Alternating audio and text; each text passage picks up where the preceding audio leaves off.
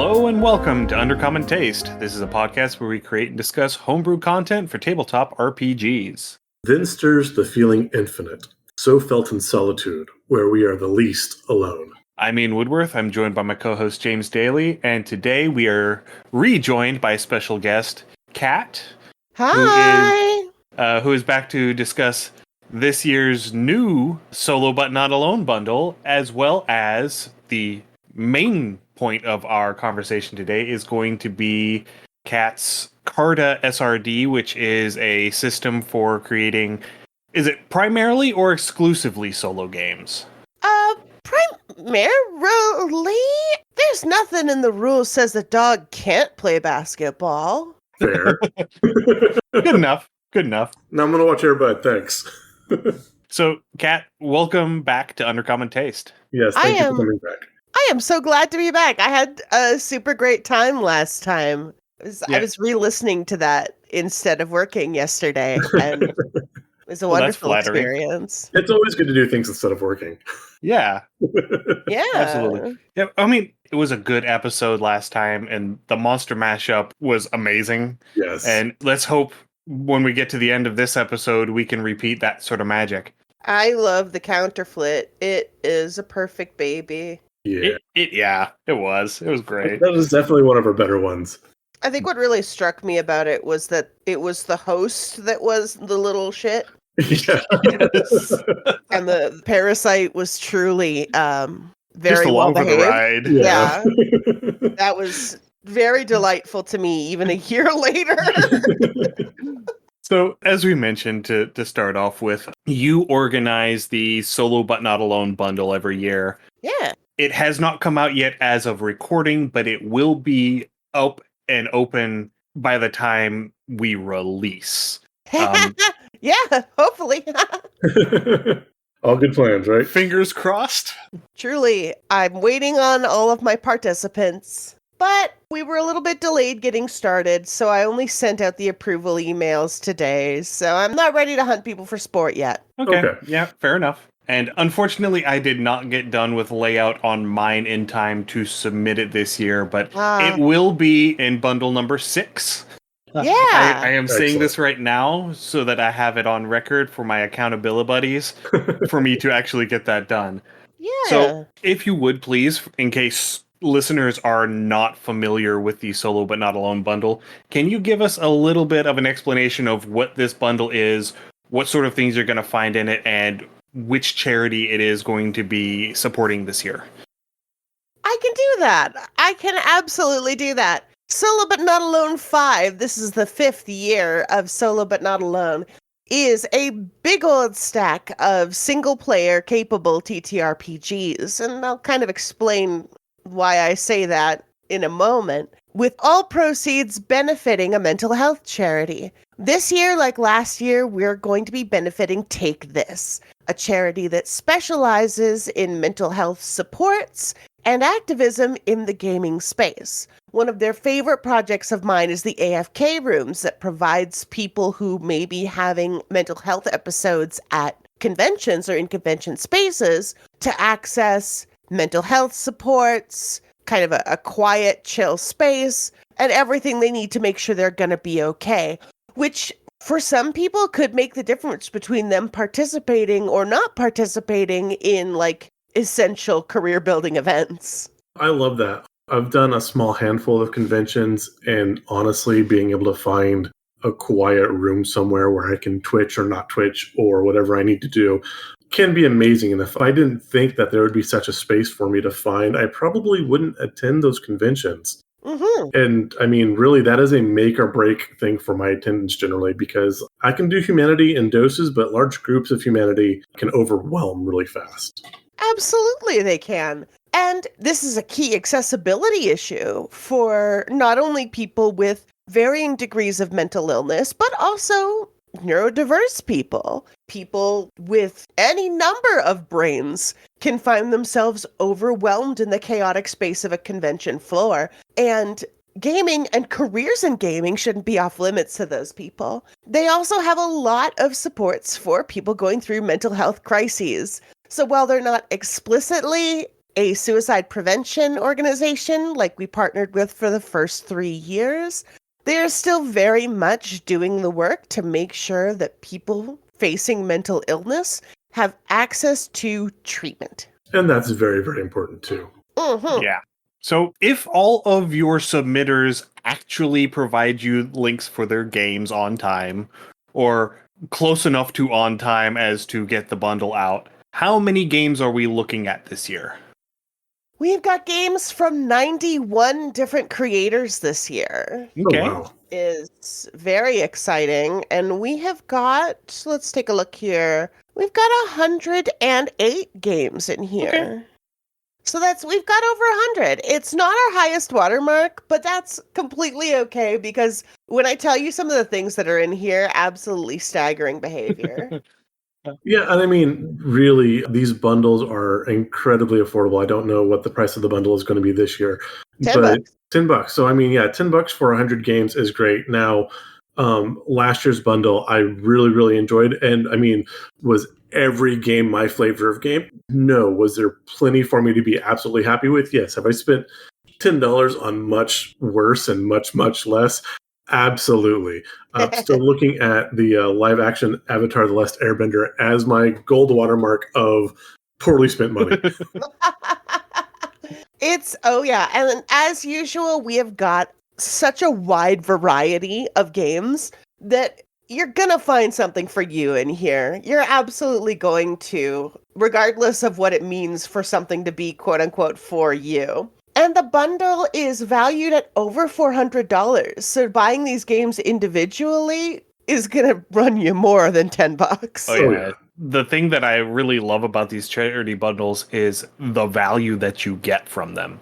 I mean, I also like helping the charities that this is going to support, but the fact that all of these creators are basically taking money out of their own pockets by donating the proceeds from these sales to charity. And I forgot where I was going with this. I'm sorry. Because it's a great way to get your name out there as well as a creator. You put your game in somebody else's game library and maybe they play it, maybe they don't, but still it is there until that time whenever they're just scrolling through their library and they say, oh, that looks interesting. And then you have extra eyes on your work, which can, lead to additional sales further on down the line. And it's just a win-win for everybody. And I love that sort of feeling. You bring out the camaraderie of the TTRPG space. You get, players and creators and all of that together. This is a lot of word salad. I realize that, but it's just great all around. Eat your salad. It's good for you. Yeah, to kind of jump on Ian's idea there, that is another really good thing is you can buy this bundle of games that are really cheap. And again, you might not have time to, go out and play. You might not have a group of people you can play, but you can kind of work through the games because they are largely solo games. Or even if you're trying to make up your own game and you kind of run out of ideas, one, it's a great source for inspiration to kind of see what's out there. But then two, if you really if a game really clicks and you're like, oh my God, I love this game.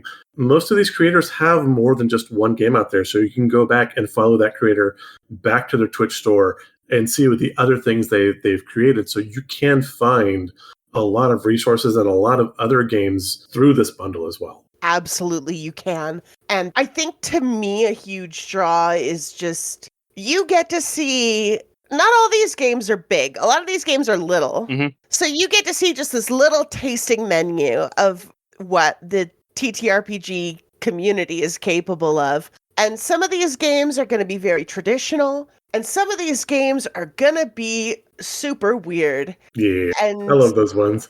Yeah, me too. And so you can just take a little bite. And if you enjoy what you taste, you're absolutely right. There's some weird fringe creator that you can track down. Yeah. So I initially started last year. I was planning on working my way through the entire bundle.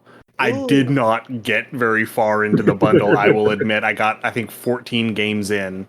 But still, I mean, for the amount that I paid for the bundle, I think I paid $20 for the bundle. I tried to go a little bit extra just because of Aw, thank you. the charity aspect of it. But the 14 games that I played in and of themselves were like $65 in value whenever I went back to leave reviews and stuff. Nice. And talking Oh, and thank you for leaving reviews. I bet they loved that. Whenever I play a game that I got off of itch, I always try to go and rate and review it. That's model citizen behavior. Well, it's also because I have games on itch and I want people to do that for me.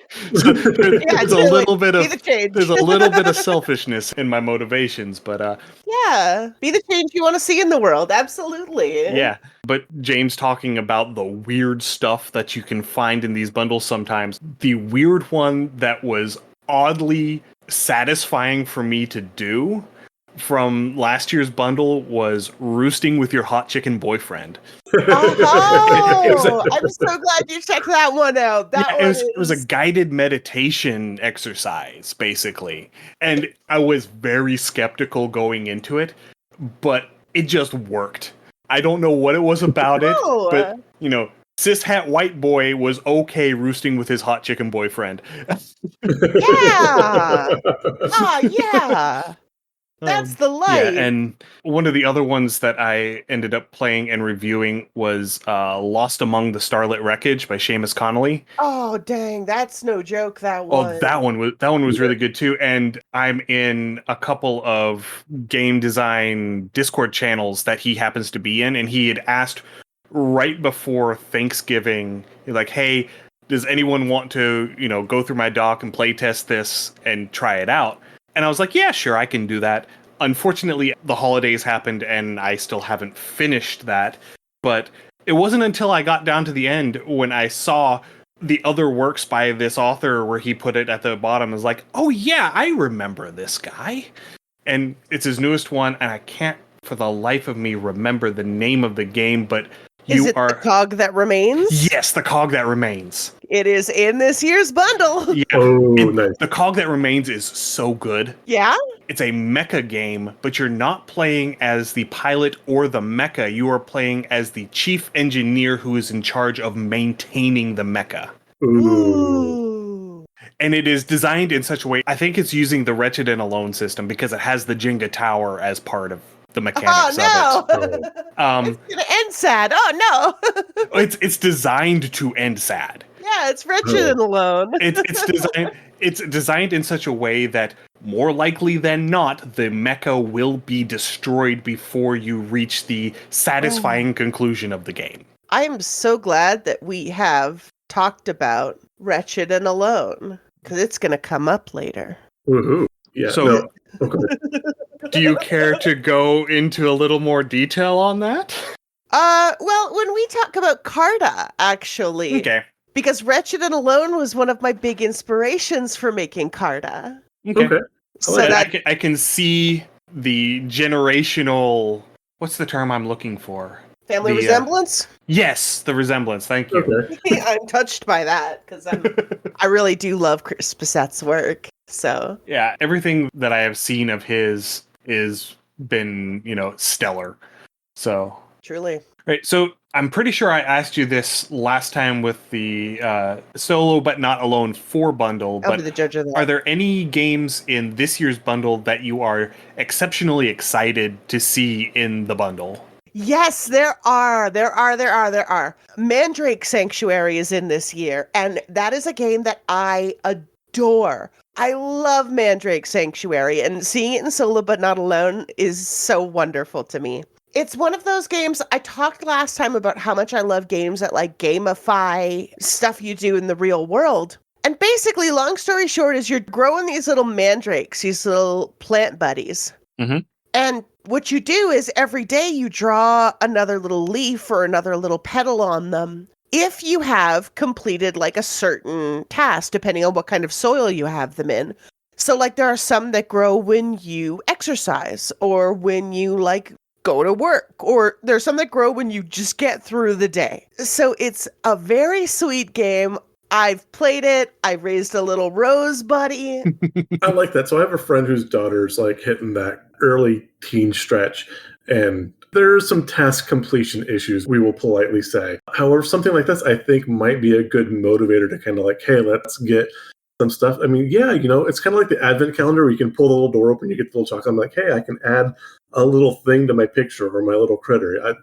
I think that could be something actually really feasible to work. I like it. I love Mandrake Sanctuary, so I'm thrilled to see it in here. Another game that I am excited to see that I haven't played yet is Any Percent Tarot-Fueled Speedrunning Action, in which you use a tarot deck to compete to hold the world's fastest time in a video game that doesn't exist, is the tagline.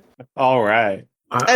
I'm curious. The graphic design is very vaporwave, very neon pink, very dynamic. It's so cool looking. Speaking of tarot games, Tangled Blessings is in this year, and that's kind of a big deal. It's a great title. It is a great game. I played that on Party of One with Jeff Stormer. Cool. Tangled Blessings is about going to like a magic academy, and you play it with a tarot deck, and it is either solo or 2-player. And my rule is single player capable, which means like a person has to be able to pick up your game and play it without needing another person. If you have more players than that possible, great, love it, awesome. But it has to be playable by a single person or have a single person mode. Tangled Blessings 2-player is an absolute blast. So. Yeah, I like that single player capable. I mean, because sometimes you have this really good game, you kind of want to draw the people in or just kind of add that extra. But again, growing up, as a single kid, sometimes, again, I was talking earlier, my parents divorced. And so when I was with my family over the summers, I was the only child then. And so like I'd play board games by myself and then play both sides. So having a collection of single player games available is always a good thing to have, in my opinion. So yeah, I really do. And I appreciate that so much. This year for the solstice, this is board game talk, board game corner. This year for the solstice, my adorable baby sister and my mom collaborated to get me the Monster Hunter World board game, which is single player capable. And I'm so excited because I'm so normal about Monster Hunter.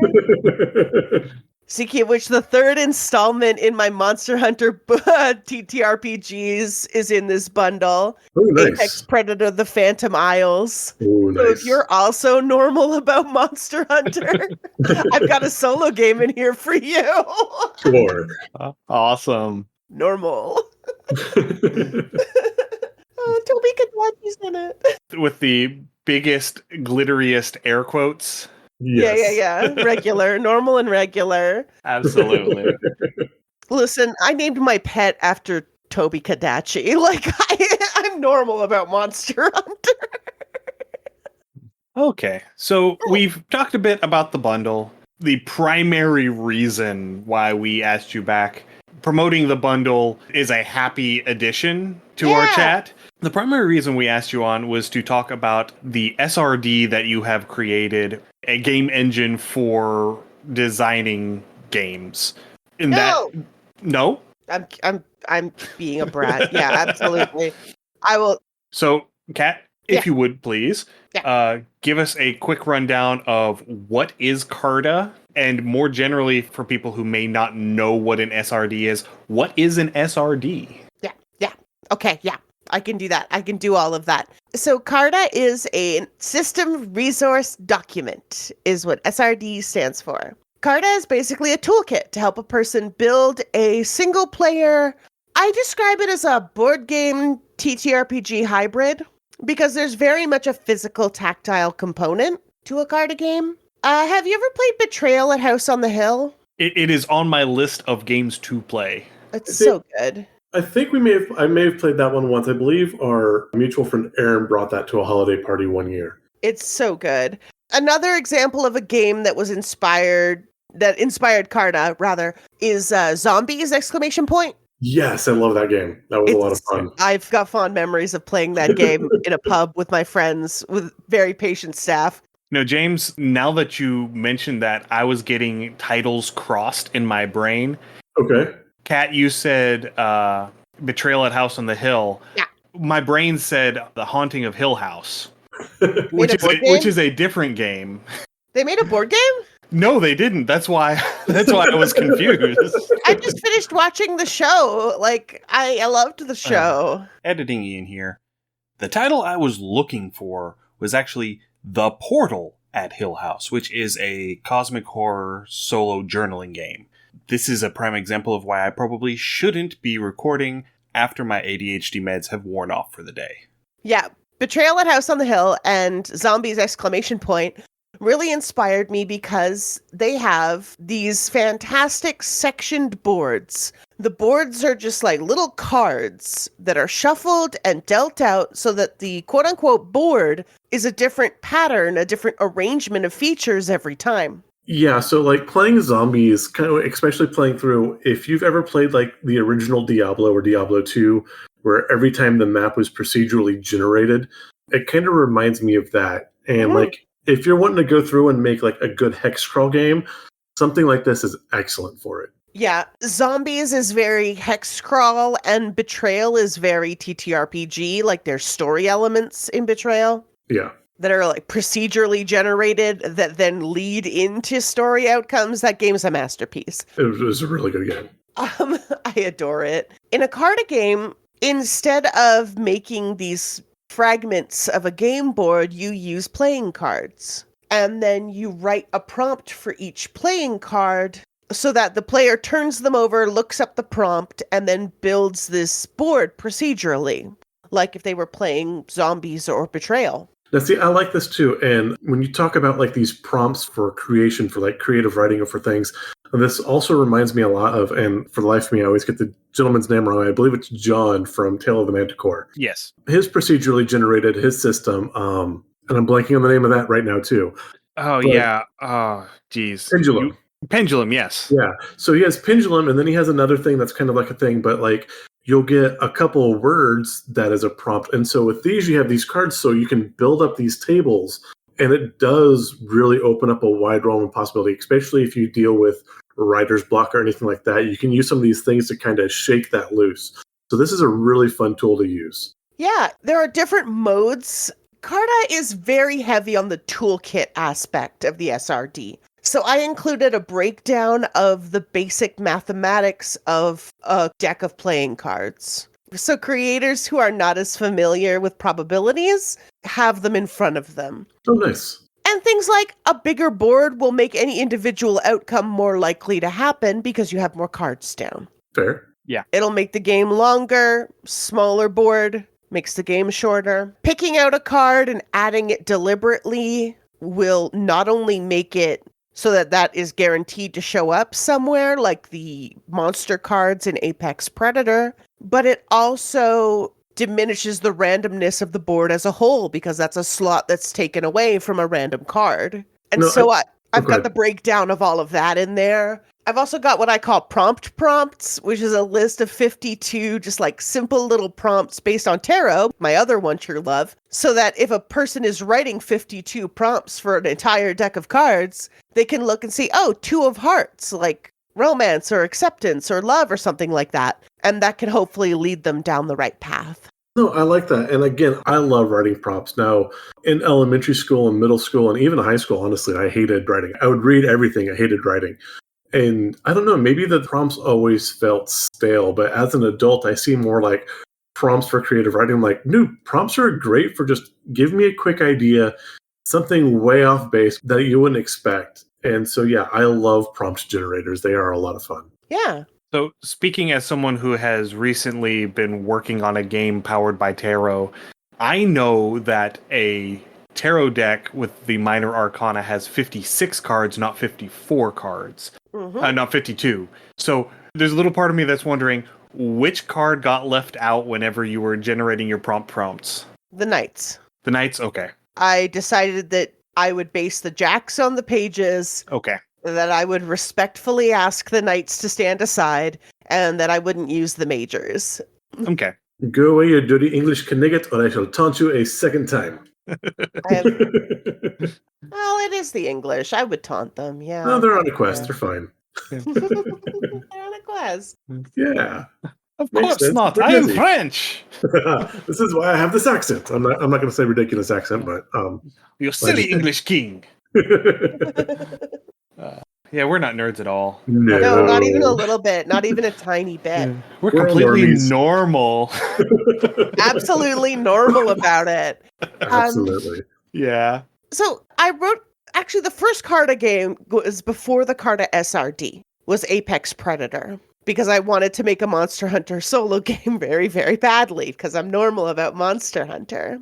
And then for the Winter Jam, I wrote Into the Glacier using a variation on the same rule set. And that was when I realized that actually it was pretty easy to work with. And I boiled down all of the rules and kind of some tips and tricks and some ideas for additional mechanics. I put those in a document, and that became the Carta SRD.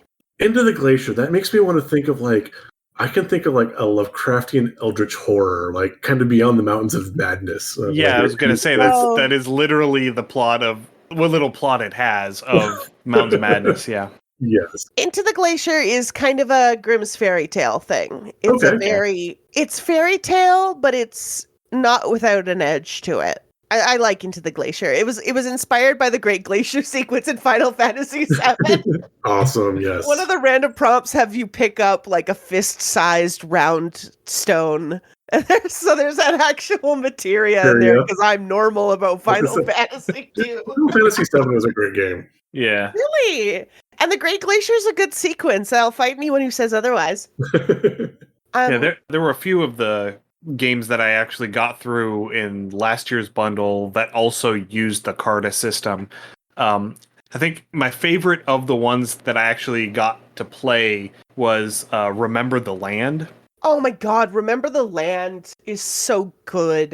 It is. And I want to go back and play through it again using the optional rule, where rather than being someone who is fleeing the destruction of their homeland and cataloging all of the things that are lost as they go, as they watch them, crumble away, being someone who is basically a scion of the destructive power, cataloging it from the side of someone who is there to foster this destruction, to generate this destruction, and they are cataloging it as, look at all of these things that I have accomplished.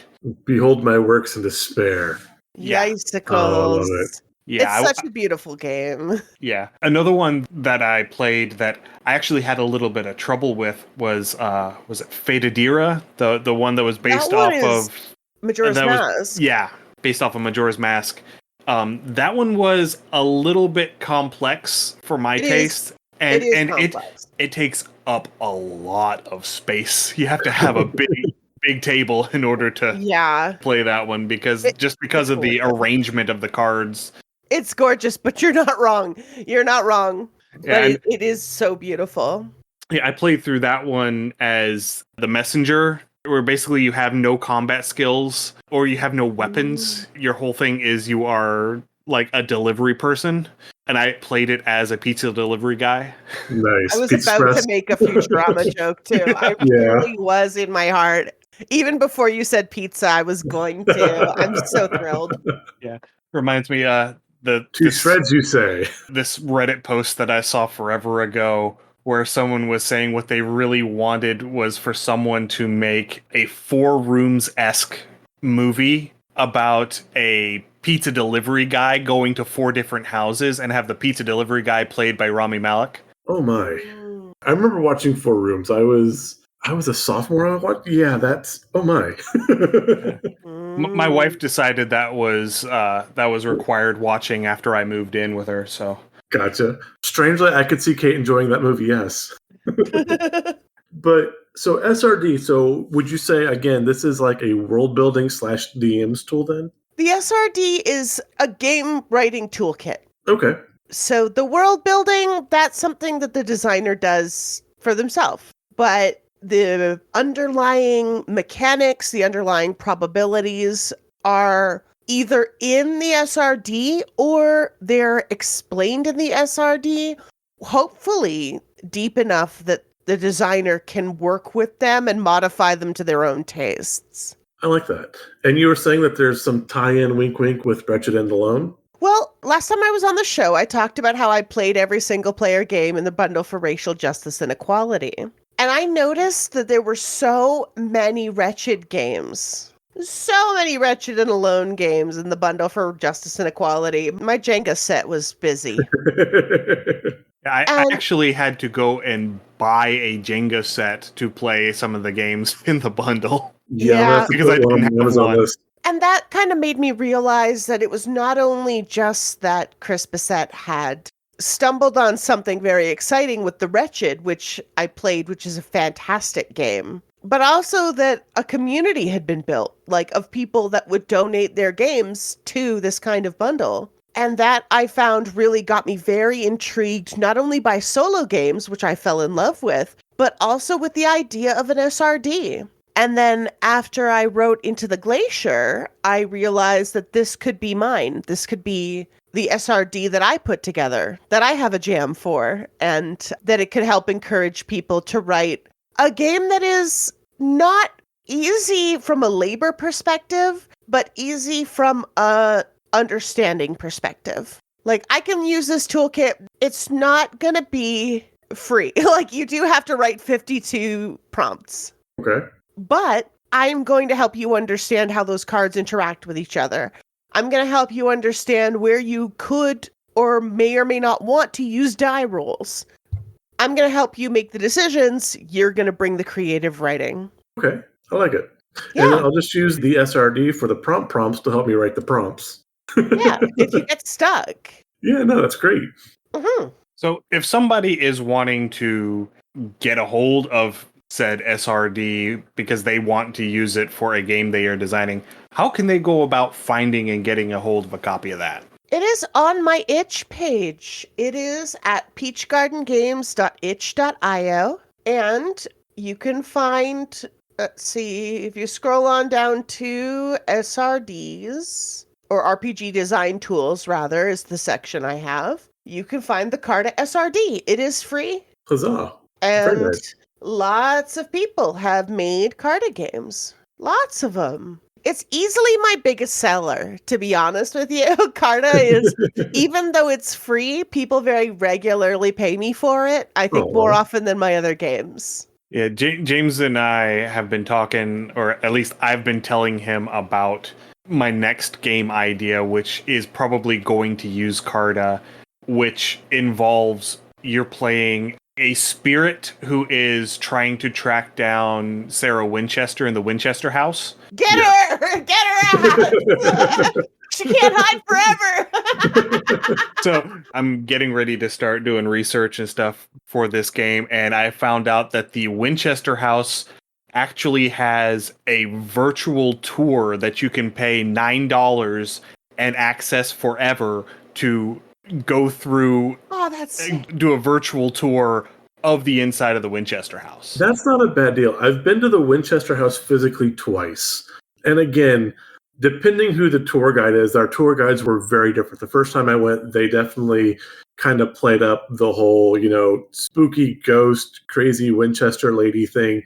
And the second time, they very much downplayed it and went more historical fact. Well, here's this. This is probably why this happened. Both were amazing tours. The house is really interesting, and just kind of Lady Winchester was daft no matter how you want to look at it. Mm-hmm. But yeah, no, having that kind of tour would be great. And I'm really looking forward to seeing what Ian comes up with this game, because I think it's going to be a lot of fun. You know, one of the nice things about the virtual tour, though, is that it includes all of the areas that are off limits to the regular tour. Very nice, yeah. Oh, of course, because you don't have to worry about people getting their fingers all over everything. Right, yeah. Yeah. You just have to have one curator go through and take a bunch of pictures to, facilitate the 3D virtual experience. Yeah. There were aspects of the house, both times I went, were like, we can't go here either because they were repairing, or that, it was just like, it's kind of worn down, so we can't have a ton of foot traffic. So, no, that's awesome. Yeah. Oh, I'm going to check that out now. Let's see who can write it faster. Ready, set, go. or we'll just each write a version, and then we will compare them when we're done. Winchester that reincarnated. that would be fun. I would actually write it about the biosci building at the University of Alberta because it was built. Legend has it was built by 4 architects who did not talk to one another. Oh, that's And awesome. I have been there because my cute baby sister studied bio for a while. And yeah, there are stairs that lead to nowhere. There are like entire lecture theaters in someone's closet. Like That's it's a awesome. bizarre space. Yeah. Truly haunted. Okay. So yeah, you can find Carta for free and you can tell it's best for stories about like exploration or like looking for something. But truly you can you supply the ideas. You do whatever you like. Tell me all about it. Tell me all about it. I want to hear about it, but do whatever you want. Well, that's one thing too. I mean, we've discussed over the years with a lot of role-playing games. There's a lot of focus on either combat or the social skills, which are great, but exploration really does get neglected in a lot of games. And so having the system, even if you're like building up your own game for whatever, building in, or using this for a system to develop your exploration point of the games can make the game so much more complex and a lot better. Yeah. And to me, it's very magical because like the cards are all face down and then you turn them up and you look up what it is your character has like discovered.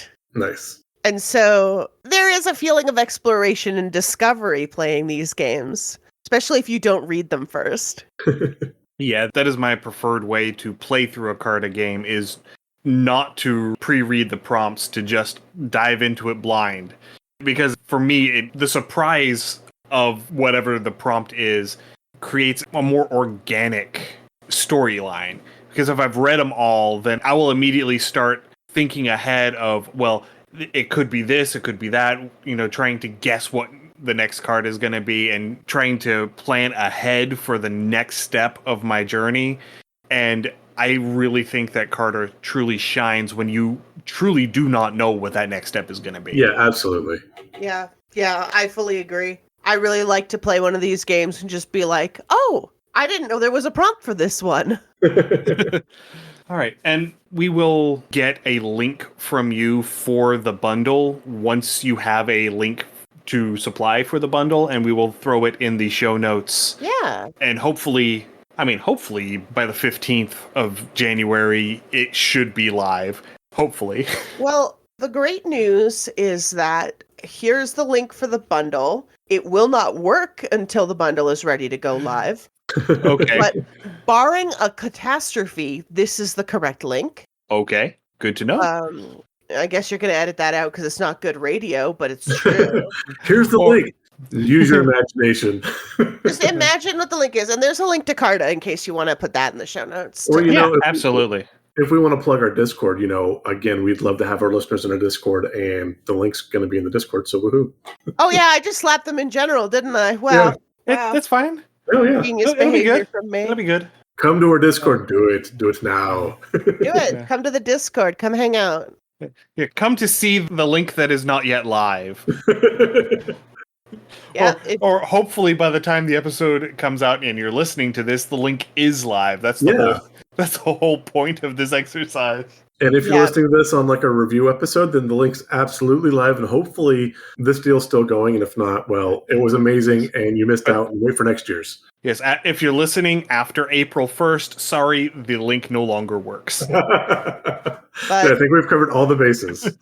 Yeah, Joe truly. My wolves. To specify April 1st, 2025. Yes. Because hopefully we will still be making a podcast by April 1st, 2026. Crossing our fingers. Crossing our fingers. Yeah. Well, I mean, you lasted a year after I was on here last time. Yeah. So whatever happens, it won't be my fault. Yes, but the current political climate of the United States was not such as it was on the last time you were on. So you guys aren't okay, huh? Trying to be tactful. Yes. You guys aren't all right down there, huh? Again, it was... I will say that I have picked up some educational endeavors, and after November was close to immediately regretting life choices. You say to the person who is actively trying to start a small business. Yes. Mm-hmm. Yeah. So yes, we have opinions. Yeah. And I- the savvy amongst the listeners will be able to glean what our opinions are from our current and past content. Otherwise, we're not going to come out and say it right now. No, this isn't. We're here to talk about mental health, role-playing Yes. games, single-player role-playing games, and cards. Let's just say that the current political condition of our country makes it so that I might actually get through all of the games this year. And again, because I mean, even when you do feel overwhelmed, sitting down and playing a good game, even if it's 15, 20 minutes, is a good, healthy form of escapism. And then there are It things is. to do. Yeah. Yeah. And sometimes you kind of need that balm to kind of step back and take a deep breath from life on occasion. Sure beats smoking crack. Absolutely. I mean, I've heard good things about crack, but I do love role-playing games. So, Do games, Anyway. not crack. Yeah. Anyway, let's get away from Rabbit trails. discussing illicit drug use. Yeah, we're gonna get flagged on our podcast. Yeah, I think we have maybe reached it will be my fault. Maybe it will be my fault this time. Yeah, I think we have reached the point of the episode where the conversation has devolved to the point that we can say the interview portion is concluded. Sure, you can ask me more questions, but I think you're right. I think So let's get into a little bit more familiar territory. As we did last time here at the end of our interview episodes, we like to play a game that we call the Monster Mashup, where we roll some dice on a random table and create a monster on the fly. So, Kat, Yeah. are you ready to participate in the mashup today? I am so excited to participate in the mashup. I had such a good time last time. All right, well then let's go ahead and get started with a D4 for locomotion. Chugga, chugga, chugga, chugga. Chugga chugga. Here we go. Hiya. That is number 4. I've Number rolled the 4th number. 4, it swims. Okay. Ugh. Baby shark, doop, doop, doop, doop, doop, doop, doop, doop. Okay. You're welcome. Earworms. Okay. Next up is a D6 for what does it eat? Everything. What does the it eat? 5. 5, meat/carrion. Oh, baby shark. Hamburgers. Do. Hot dogs. It swims and eats hot dogs. Which are simultaneously meat and carrion. Period. Don't Okay. mind me just drawing a little shark. Next, let's go for another D6 for size. What size category is this thing? Little. No whammies. 2. 2, it is small. Okay. Little. Vampire fish. Oh wait, no, we're not doing that this time. No, we're not. All right, so we've got a small swimming meat eater, small Okay. swimming carnivore so far. We can still be doing sharks at this point. Yeah. It's a baby shark. Next up is a D8 roll for social organization. 2. 2, its social organization is pairs. So Okay. Okay, I'll just draw a second one real quick. all right. And then finally one that is going to start really letting us start to congeal whatever our ideas are. Next is a D10 roll for native environment. 4. 4. Can you give me another roll, please, and tell me even or odd? I've rolled an even number.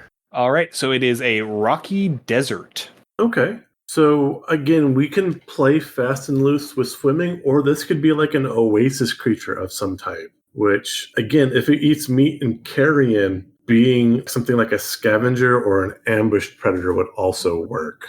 Mhm. I mean, we could do a land shark. Yes. We could do land sharks or Yeah. like Yeah, sand sharks. Give your sharks little stubby legs. Yeah.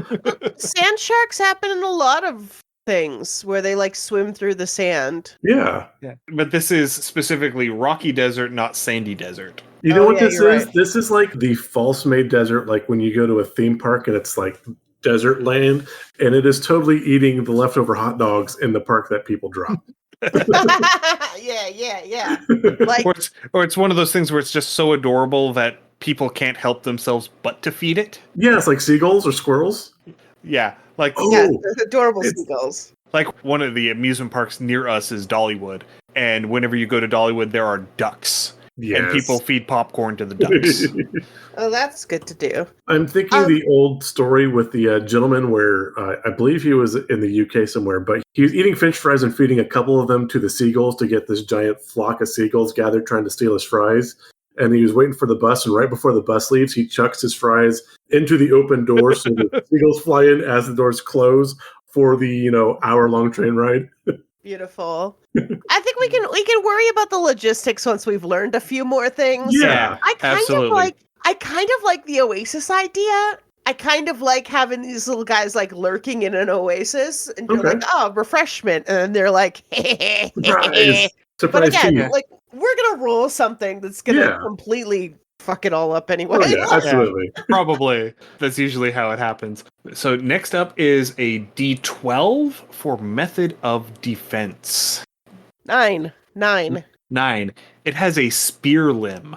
Okay, yeah. So I'm thinking like a swordfish, maybe. Yeah, so we've made desert narwhals. Yes. Ooh, desert narwhals. I love it. Okay, just drawing some horns on my little drawings real quick. Who needs sandworms? We have desert narwhals. Absolutely. Right. Now this is the part where we might break everything. This one is another D12 for a creature type. 6. 6. This actually works really well. It is an elemental. Ooh, yes. Oh. Yeah, so I like it. So we're swimming through are we going to be like in the oasis, or is it like swimming through the sand and maybe mud with a certain moisture content? Or, even, like, swimming because through it is an rock. elemental, talking D&D for a minute, earth elementals have earth glide. They can just walk through unworked stone like it's, just normal air. Yeah, absolutely. So there's nothing at all stopping them from just phasing into the ground and swimming through the rocks.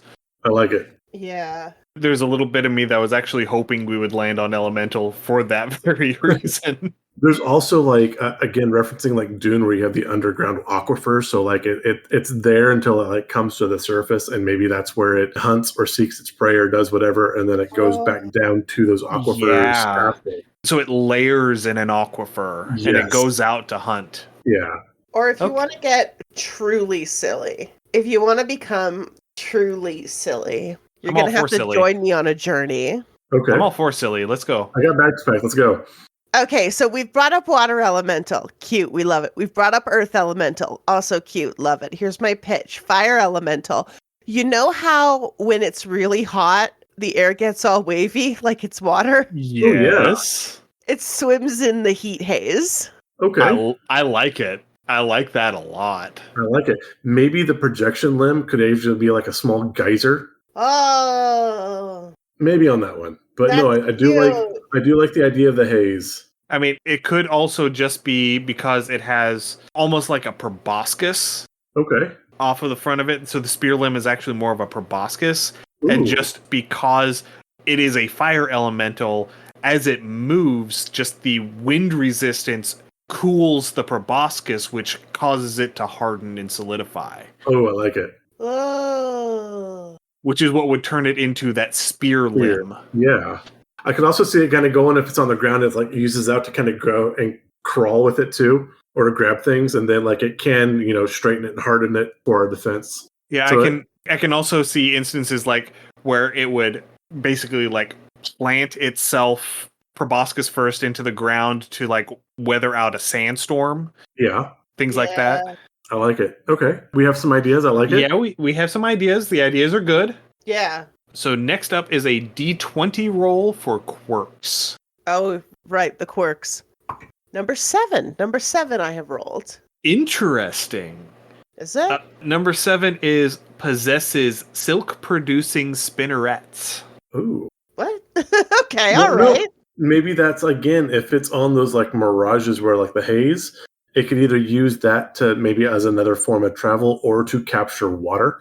And that's what draws prey to it. Because again, if it's in the desert and it's eating meat and carrion, water's going to be a resource such things would look for. Yeah. Potentially. Or maybe it uses a spinneret to create shade, like a shaded area. Can I make a pitch? Yeah, of course. Because if we're going with my little heart and saying fire elemental, it doesn't want shade. Okay. No, and it doesn't want water either.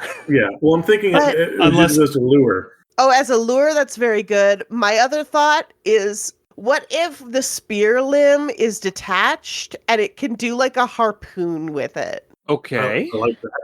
Other thing, talking about a fire element, with the spinnerets, it's not silk. It is tiny fibers of silica. It's glass. It's spinning glass. Yes! Okay, yeah, I can work with that. Yeah, that could work. In which case, maybe we could combine that with the defending itself with spear limbs and just like it spins out these like razor sharp glass threads. Oh, nice. Yes, well done. Yeah, in the initial cast of this, I mean, it might, like a spider, actually weave a web that it uses as a net.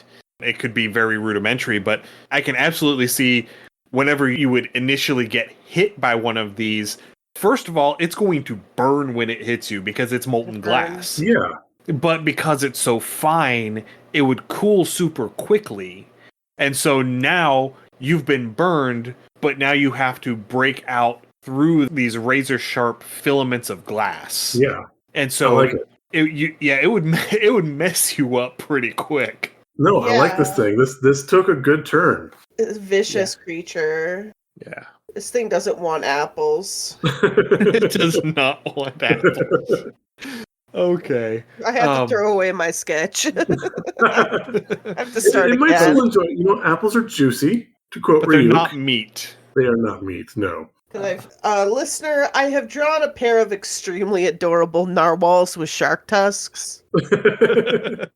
And while they're very cute, I think the spinnerets have What if the tusk is the spinneret? and it spits it from there. That's Yeah. cute. I mean, So- there's nothing to say that it only has one spear lip. Yeah. And again, I mean, you can have that spinneret, and that glass can be kind of like it can diffract light as it's coming off, so it can be kind of rainbow patterned. I mean, So now it looks like a magical narwhal. I mean, it could be spider-like in its appearance, and each of its legs is a spear limb. Very true. What I'm sketching right now is something that looks like a mermaid, Okay. and maybe Alright. the spinnerets are like in the arms or hands. The fingers, yeah. All and right. it could do like a very threatening cat's cradle. It's yeah. kind of what's Not I a mean, terrible that's- idea, yeah. That's generally what the idea is. Yeah. Okay. I think that's where my brain is, but I'm here to help. I Okay. don't know So where I'm going. now it is time to make it weird. Oh. I know I said this last time, but now's the time. Yes. Yeah. So can I get a D100 roll, please? 62. 62. Nice. Interesting. Increases local gravity minutely. A herd or flock can double or even triple local gravity. Well, they do move in pairs. Yeah. And maybe those glass filaments are so fine, and then they use that to really weigh down their prey. And like in the desert, and with them being fire elementals, just their natural body heat counteracts this for them. It generates lift. So it actually makes them lighter. I can see that. The other thing, maybe they create quicksand. Like they pull gravity in a certain patch of sand, so it acts like quicksand, kind of sucks things down and into it. can you imagine you're traversing the desert and you're being hunted by a pair of creatures that are capable of making you feel heavier? That sucks. Like, are Yeah. these like long distance stalking predators? I mean, they could They well are be. persistence hunters. Yes. These are jerks. These are bad. These ones, I don't know about these ones. They are Those were not cute. yeah, they are not as friendly as our last attempt. Yes. Uh, Our counterfeit. yeah. So James, do you want to do the second roll or do you want me to do the second roll? I'll get this one. Okay. Let's see here. I got a 57. 57. Okay. Extreme sexual dimorphism. Male and female of the species are vastly different. Interesting. Well, they hunt in bonded pairs. Yeah. So, I mean, it makes sense that they would be dimorphic, you know, because you would have one that would be the one that actually does the capture of the prey and one that does like the flushing and herding of the prey. Yeah. Maybe one has the spinneret and the other one affects the gravity, so they don't do both, but male, female, each does each. Yeah, I like that. Yeah, maybe. I love that. Yeah. Or maybe even their spinnerets are different. So, like, the really fine, like, net weaving and stuff, one of them can do. And the, like, huge spears of glass Yeah. Yeah, to I go can see in for that. the kill, the other one can do. Yeah. I can see like the one that does the nets would be the ambush, the more stationary one, whereas the one with the actual spear projections would be the one to do the flushing. Yeah.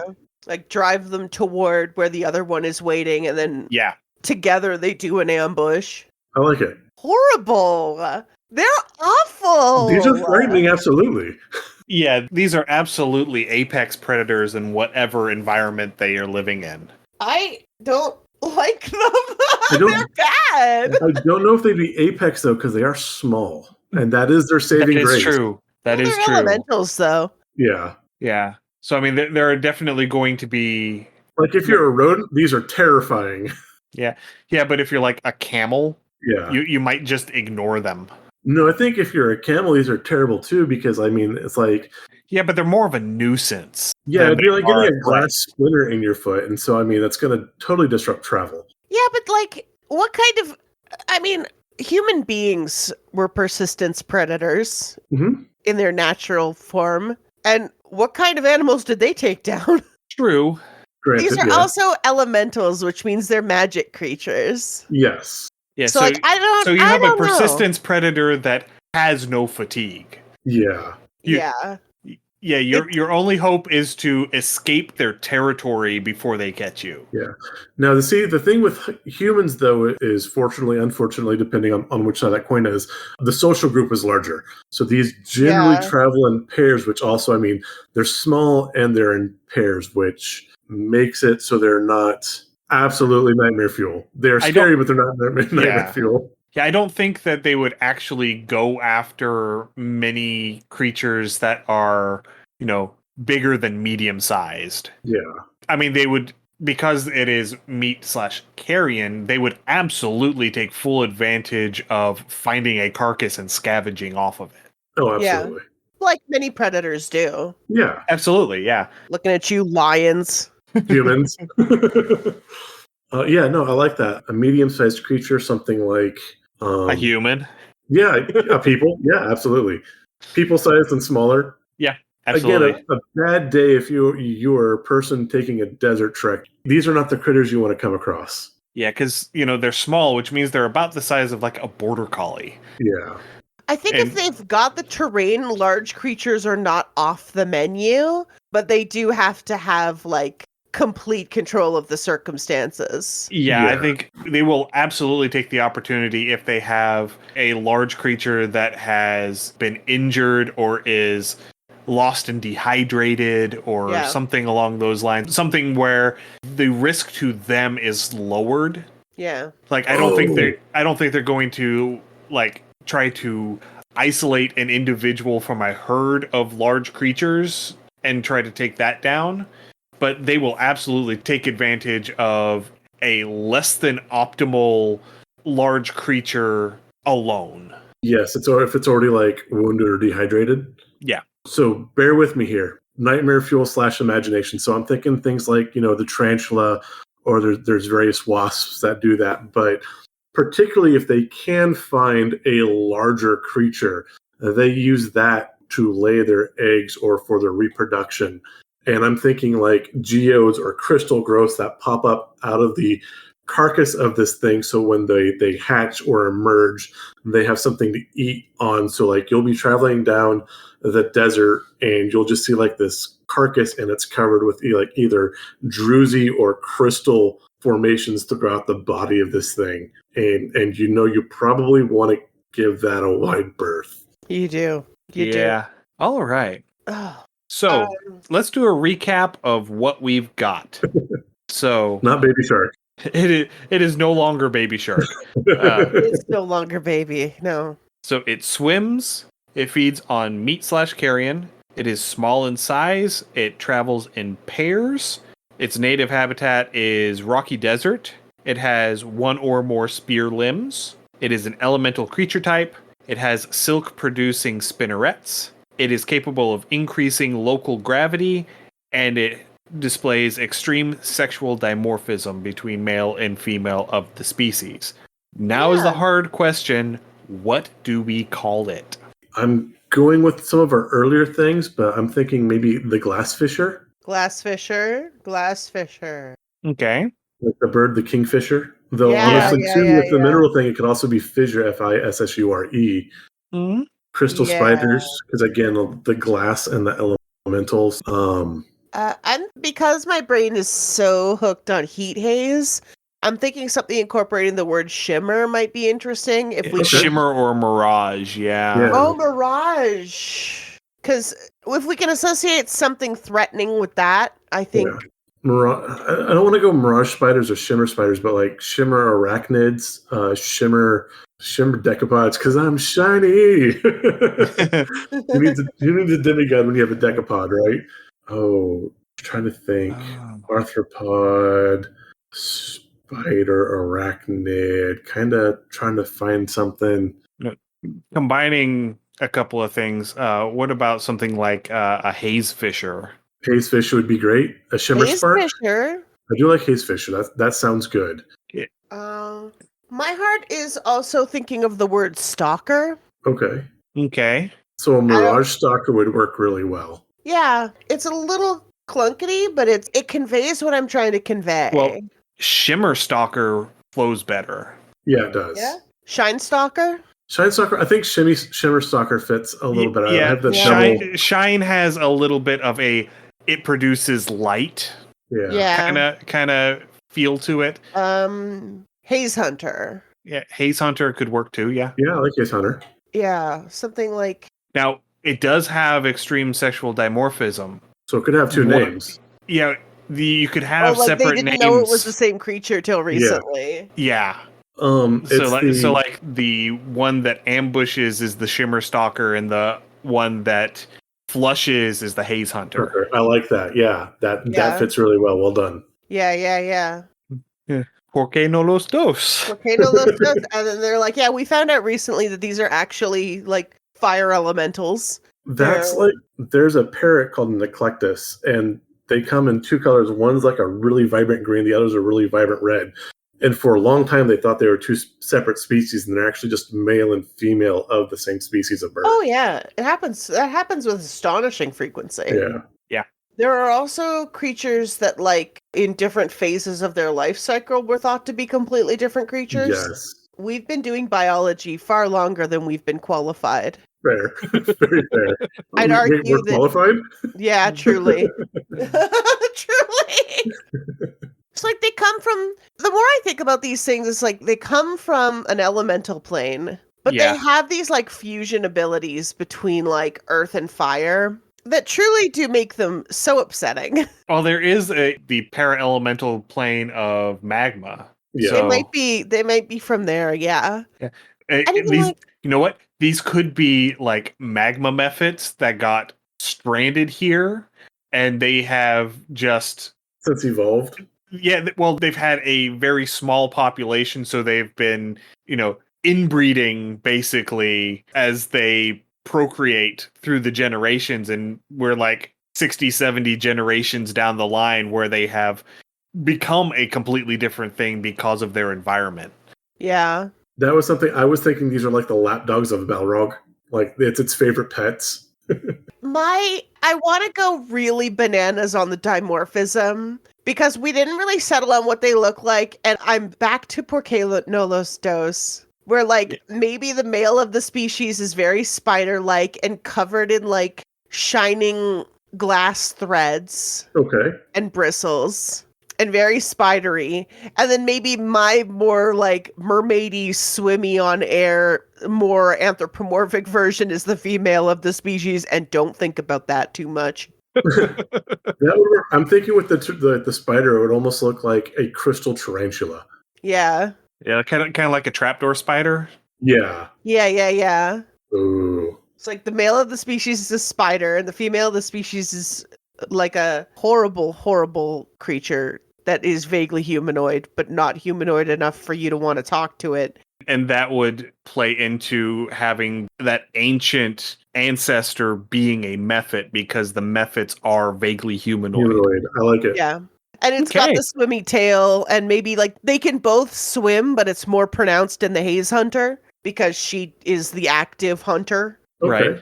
And the Shimmer Stalker, it's almost one of those things where it's like the spiders that make the parachute webs Yeah. and it rides the wind to fly. Yeah. This makes sense too, because again, with animals with sexual dimorphism, generally the one that has more mates is the larger.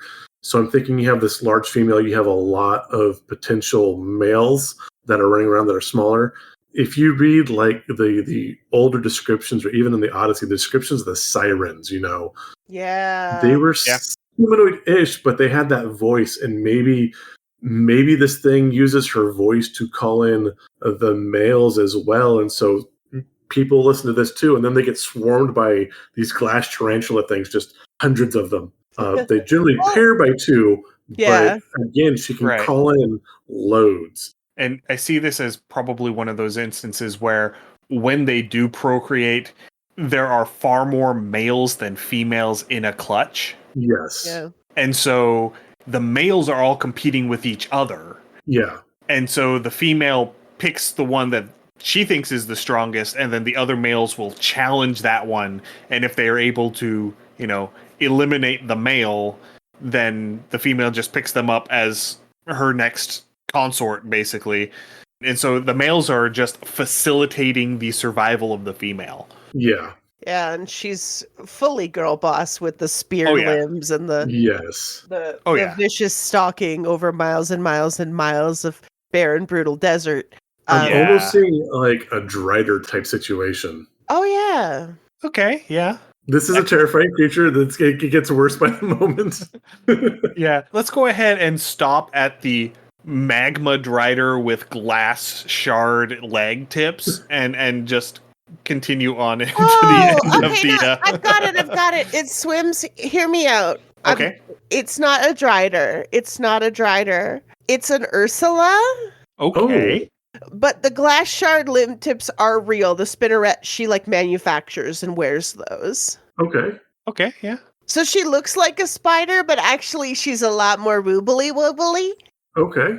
All right, yeah. And she makes the pointy limbs out of the spinnerets to murder with, Fair. Or, maybe it can be a thing where when she needs to use them, these tentacular growths, she can harden the very tip of it to use as a spear.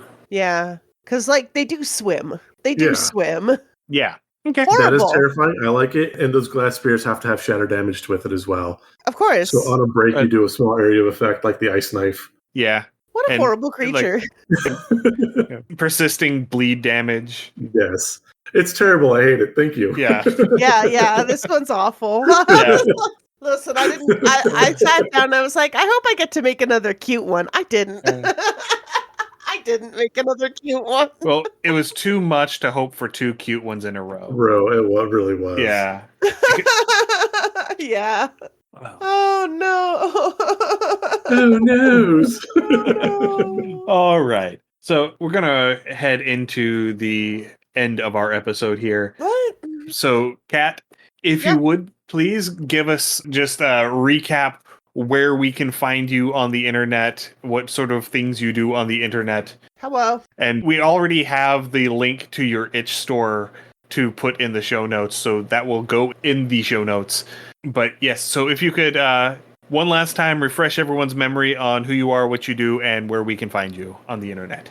Hello, I'm Kat. Lately, I haven't been doing as much podcasting, but I have done a fair bit of it in my time. I am the award-winning host king of the podcast Sort of Symphonies, and I was the choir master for Roar to Heaven. I write role-playing games that you can find at peachgardengames.itch.io or peachgardengames.com. I love to do it. I have a game coming out pretty soon this year, we're hoping, from Evil Hat. So I That's have nice. done it. I've done it. Rangers of a Broken World, which is, if you want to hear what that game plays like, it's Heroic Chord from Sword of Symphonies. So do that. I also do Solo But Not Alone, which is very, very important. So if you're curious about how you can spend $10 and get a bunch of single-player games and help mental health causes, find that. You can find me on Blue Sky at Catling Gun. That's Catling Gun. Pew, pew, pew, pew, pew, pew. I don't use Twitter anymore because it's bad. Fair. Yes, we have also deleted our Twitter account. It's so good. Yeah. All right. Well, thank you everyone for listening to us tonight. If you have any comments, suggestions, or ideas, please send us an email, undercommontaste@gmail.com, or come join us on our Discord and chat with us directly. You can find a link to our Discord as well as all of our other social media through our website at undercommontaste.com. You can also find links there to our itch store, undercommontaste.itch.io, and our Patreon, patreon.com/undercommontaste. So if you want to help support the show financially, you can go to one of those two places and either become a patron or buy one of our games. If this is your first time listening, welcome. We're so very glad you found us. You can find our other episodes on your podcatcher of choice. Just search Under Common Taste. As always, please give us a rating and review. It does help increase our visibility. You can also join me on Mondays and Thursdays at twitch.tv/undercommontaste as I play through both Darkest Dungeon on Mondays and Neverwinter Nights on Thursdays. Oh. Once again, thank you, Kat, for coming back and joining us for another fun. episode. It's been an absolute blast. We've had a great time. Yeah, it's been a ton of fun. In case you haven't been able to tell from all of the fun. laughter. I had a great time, except even Monster Bad. Monster very bad. Yes. Monster very unfriendly. Yes. So- Not a friend. All right. But So- why friend shaped? Why? Is it friend shaped though?